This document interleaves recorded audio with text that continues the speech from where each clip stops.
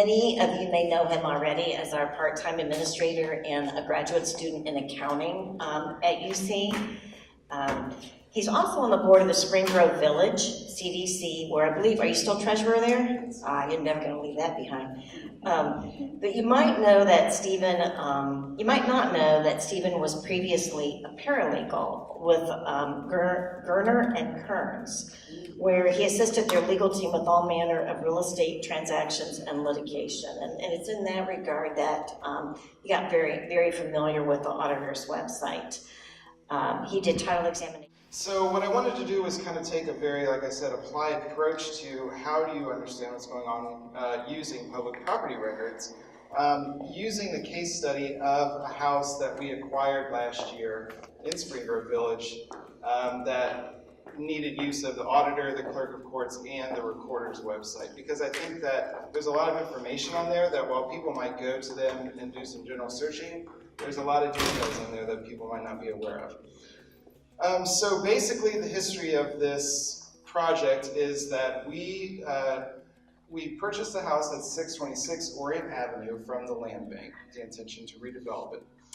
And we noticed that next door to that was this vacant house with nothing going on. It looked terrible. And I thought, well, how are we going to go about getting that? So we said, all right, the first thing you're going to do when you want to know what's going on in a house is you're going to go to the auditor's site. I'm sure that most of you guys are at least roughly familiar with the auditor's website. Okay, so when you're going to property search,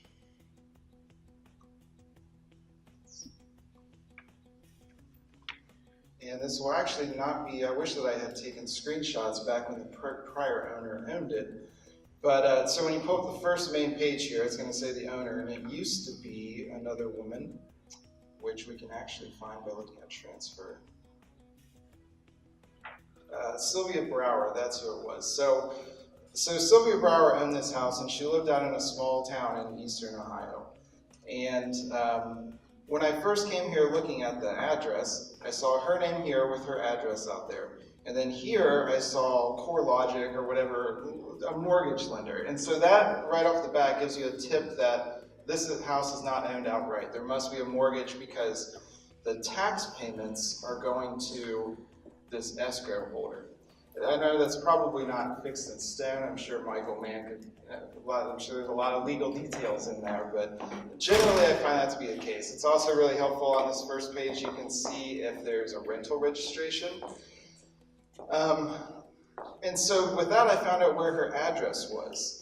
And I could go, and so I saw that she had owned it for quite a long time. I think she took it over in 1983. And I thought, okay, well, what's going on with her house? I want to look at the payment detail, which lets you know, because the auditor is for assessing taxes. So when I looked at this, and again, this is not going to be current, but before there was, say, $4,000 of delinquent taxes. And so you say, okay, well, if there's delinquent taxes, and then you look up here at the top and you say there's a tax lien that's been sold, I wonder then if there's been foreclosure initiated on that, either by the lien holder, the mortgage company, or by the city itself, because the taxes, or to the county, because the county is the taxable authority, so they can initiate a tax foreclosure. If either of those things haven't happened, but there is delinquent taxes, that would be a time that you would want to go talk to the land bank, because they have an expedited foreclosure process where if the county hasn't initiated it already, they could potentially help you get that going. Okay, so I mentioned that, let's say in this particular case right now, there's not the tax lien, but before there was. And in this real life example, it wasn't. I think there was delinquent taxes, but it wasn't a tax foreclosure, it was a regular foreclosure. So when I wanted to see what was going on with the clerk of courts, you go to their website, which is redesigned. It looks very nice. It's supposed to be easier to search, but it's pretty much just as complicated as ever.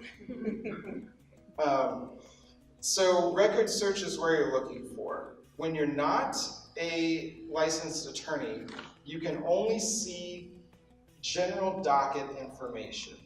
If you have a licensed attorney, and so, for instance, Denise mentioned I used to work at Gurner and Kern, so I have a good relationship with a lot of the attorneys that I worked for there. So sometimes I'll go onto the site, I can pull up a docket or some information, and when I screenshot and send it over and I say, hey, what's up with this document right here that I circled, they can give me more information than if I just give them an address and they have to pull it up and search it and figure out what's going on. So if you can kind of help define the question, you can make it easier to get a quick answer. So if you have an attorney that you work with, they're going to be good for this. On the other hand, this is all being public records. It's all on storage at the courthouse. So if you went and you found a case that you wanted to look up, you are by right allowed to go down to the courthouse and say, give me A162973, and that'll bring you a giant file, and you can dig through the court records and you can see what everybody said. So that's always an option. So when you're doing the records search, most of these up here are more particular to attorneys. They're not going to work very well for our everyday people who are trying to look up this question about this foreclosure like we are.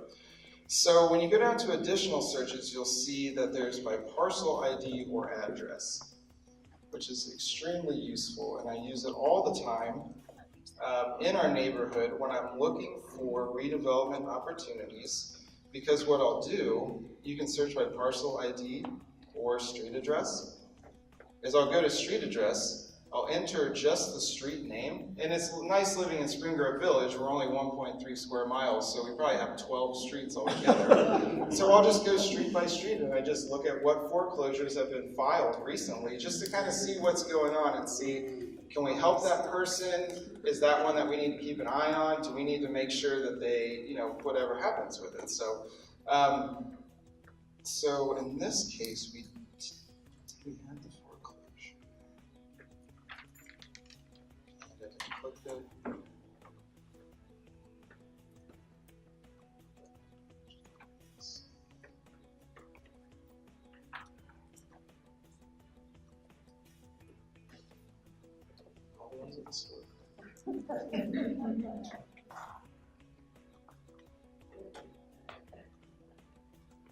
Okay, here we go. And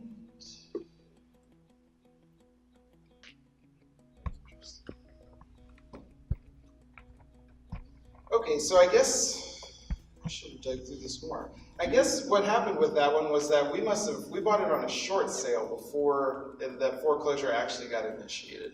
But what I will do is go through, so 626 I mentioned was next door, and let's look at that case. So when you go here, this is all public, and you go pull up, and it's going to give you, one important thing to look at on this is going to say case caption. And it's going to let you know Robert A. Goring, that's letting you know that the treasurer, and that means that the county is initiating a tax foreclosure, whereas if it was Chase Bank or Northside Bank or Bank of America or whoever, that's going to let you know that it's most likely a mortgage foreclosure. So then over here on the side, you've got your case history, and this is what you're going to want to look for. I'm not going to give a detailed breakdown of civil procedure, and now they changed this. It used to all pull up on one page, which was nice. But there are, here we go, all rows. There's a few key points of civil procedure that are really important, which is first, the complaint is filed, and you always see that's the initiating legal action. Then, through here, you're going to see that summons are being issued because you have to serve all the parties named on the case, which would be the defendants. And then they have a chance to answer, and then you end up at judgment. So then in a foreclosure, so here's the motion for default. So here's the judgment entry, which was entered here. So it went through, and it went through a sheriff's sale. But then it says here that the property was not sold for want of bidder. So it went to a sheriff's sale, no one bid on it at both sales. They have to run 2 sales. Which means that the property ended up being forfeited to the state of Ohio, where it just sits in limbo. Now what happens at that point is the land bank, you go talk to them over there, and they can say for their annual request that they make to the state of forfeited properties, you can say, here's the 626 Orient, can you guys get it, knowing that us as a development corporation are going to take it over and do this redevelopment project. And going back though, because I wish, and I'm not sure why this doesn't show up, and I think it's because they must not have ever filed the actual case on 630 Orient. So, but what was going on there, and that'll take me to the recorder's site, which I pulled up on this. And the recorder's site is where all the land records are put down for public record. So every deed transfer, every easement, every power of attorney that's being used in a state kind of a case can be recorded. All kinds of stuff's there. And you want to search for documents and images. So this one's laid out a little differently. The problem with the recorder's office is that in the past, when we've been searching the auditor and the clerk of courts, we've been going by address. The recorder's address is done by individual, the person who owns the property. So that's where you're going to want to go back. Let me see if I can pull this back to the other side. Flip it.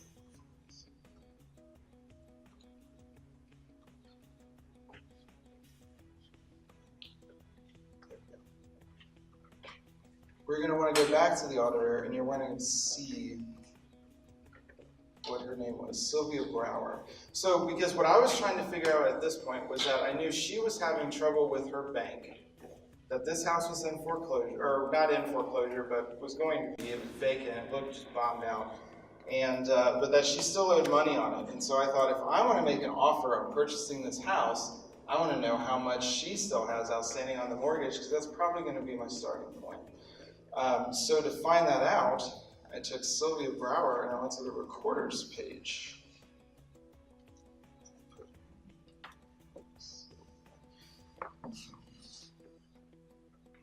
And so up here you have conveyor and conveyee, which they've straightened out now to let you know. The conveyor, the grantor, the or is always the giver, the E is always the receiver.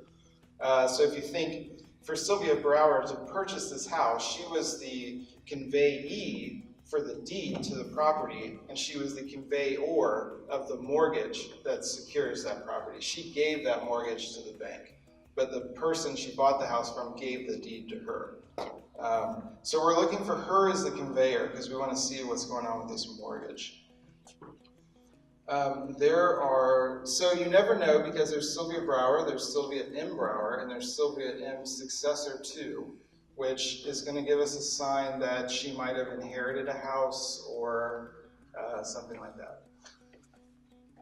We're going to go with all of them. You'll notice on here that she was Sylvia M. Brower, but I don't want to miss these by leaving her out. So we're just going to select and view all. Now on the D here, so this 16D, this is when we purchased her property. So when I'm looking before that,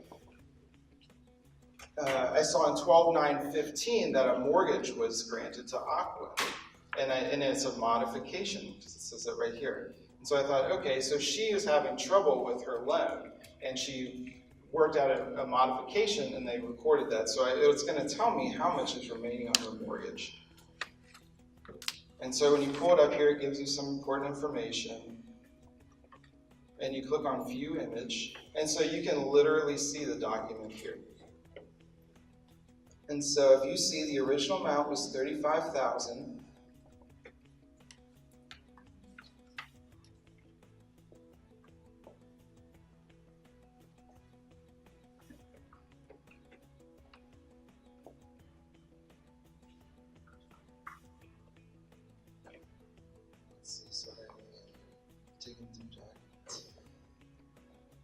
Well, anyway, I can tell you for sure that I know that it's somewhere in all this legal mumbo jumbo, it's going to say that the amount due as of this date is something like $15,000.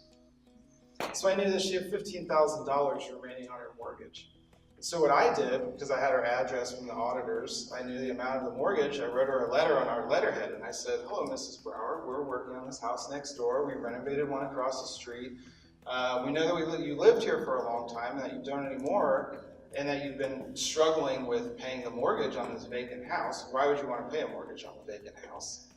We're willing to take this property from you for $15,000 because that's the balance you have outstanding on your mortgage.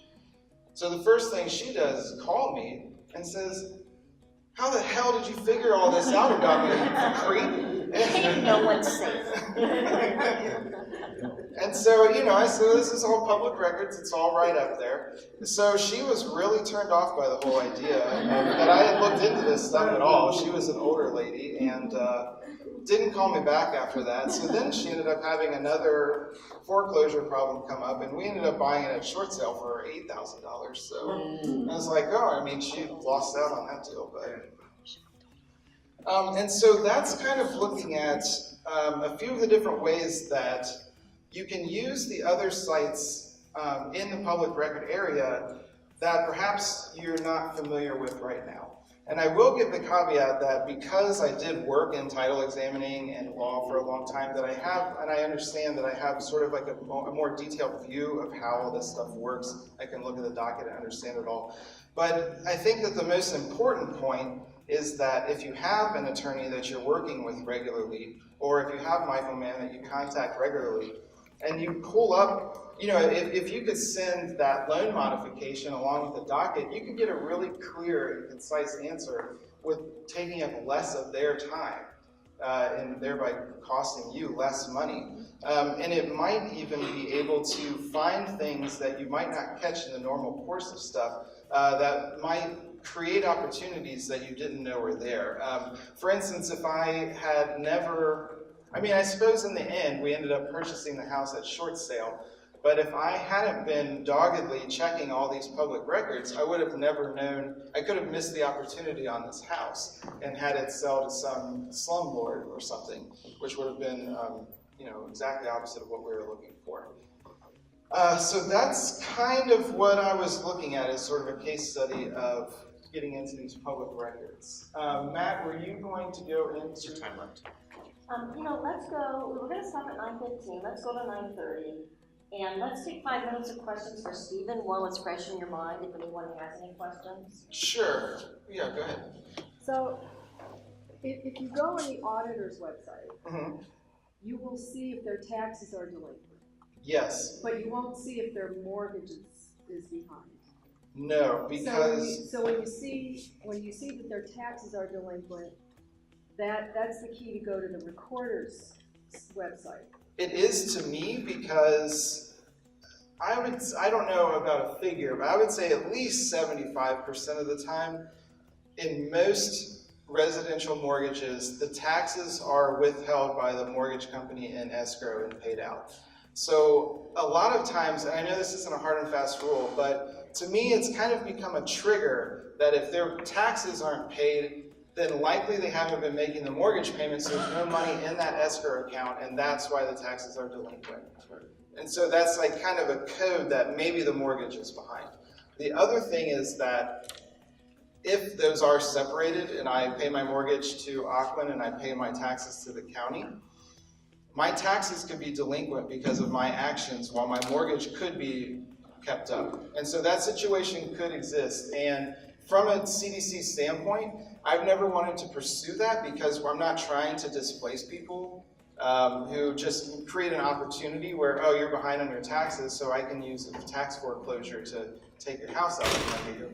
That's not what we're trying to do. So normally I won't try to do that, but yeah, I guess I would say if you see the taxes are delinquent, that's a good sign to go and look at the recorder's office. But that doesn't necessarily mean it's already in foreclosure. No, and that's why you can start at the clerk of court site and you'll see if the foreclosure was filed. Another little tip on the clerk of court site.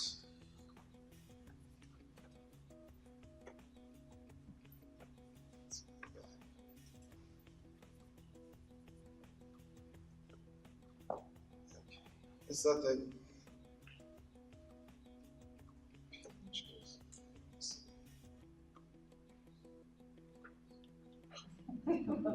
there are no bridges in that. This is fine. Now, if you can imagine from the information I got, so think if you had nefarious purposes and you had some computer program to go in and search all these foreclosures so that you can, I don't know, do whatever. I don't think that way, so I don't know what you might do, but somebody could think of something. So when you look here, you'll notice that it's not telling you the date that these are filed. And it's, okay, there's foreclosures on Orient Avenue. However, the case number, the A and then the 14, this first number is the last 2 digits of the year it was filed. So you'll see the 14, because foreclosures generally take 12 to 18 months, maybe a little longer depending on certain circumstances. If it happened in 14, it probably is not still going on. But, and there's like 610 Orient is 17. So I know that this one's been recently filed, and this is one I've got my eye on.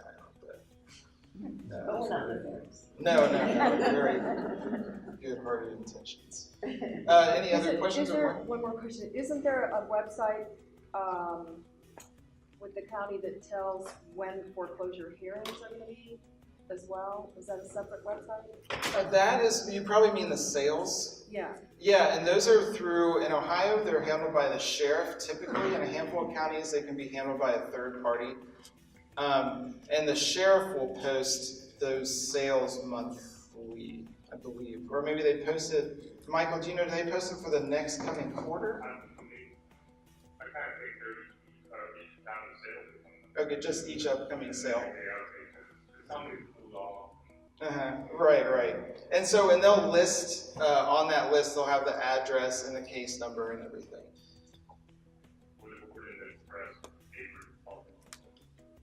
Yeah. Okay, any other questions? Sure, this might be related to that one. So, is there any time that passes between maybe finding out all this stuff and then when it actually gets posted to sheriff's sale?